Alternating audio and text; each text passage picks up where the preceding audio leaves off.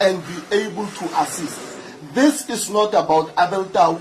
This is certainly not about Comrade Kenke. This is certainly not about Comrade Neville Dilebo or any of us sitting in front today addressing this media briefing. Kukhonjwa ubuqhawe kumnumzane Jacob Zuma njengoba belokhu bandile abantu abalaqaza amaqembu abo beyojoyina iqembu lomkhonto wesizwe. Ngutshela lezi ndaba nje sekukhona koshiye phansi okanye sevale ngqi iqembu lakhe wajike wayojoyina iqembu lomkhonto wesizwe. Ngiqale ngubingelele ngamukela le channel Maswidi production okubingelelayo Mxolisi Dlomo. Mangabe ke uyaqala ukufika cela ukuthi ngizile isiqiniseko sokuthi uchofa subscribe maqedwe bale video ushaw like bese ke uyakhomenta kulolu daba namhlanje. Nganza kwethu dabe ngeze ngalo njengamanje luthi ke bakhomba ubuqhawe kumnumzane Jacob Zuma njengoba belokhu bandile abantu abavala amaqembu, abantu abashiya amaqembu befuna ke ukuyongena kumkhonto wesizwe. Sekumangaze kakhulu ke njengamanje lensizwa umnumzane Abel Tau osevaleke iqembu lakhe iUnited Africans Transformation UAT ngoba nakho efuna ke ukuyojoyina umkhonto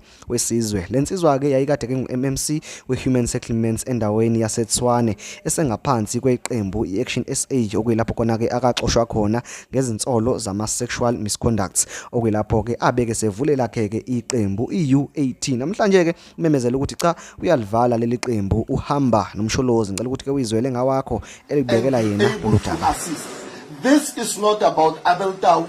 This is certainly not about Comrade Kenke. This is certainly not about Comrade Neville Dilebo or any of us sitting in front today addressing this media briefing. This is about that gogo in Mamelodi who is looking after his grandchildren whose parents have died because they were let and allowed to be fed in Yaupe in a lossless society that they passed on carelessly, and today they have to raise grandkids as their own, and unfortunately that's the reality of so many of our families and relatives. This is what this is about. Umkhonto wesizwe is about taking up the plight of our people and making sure that indeed we turn back this tide and this scourge. This government is not for our people.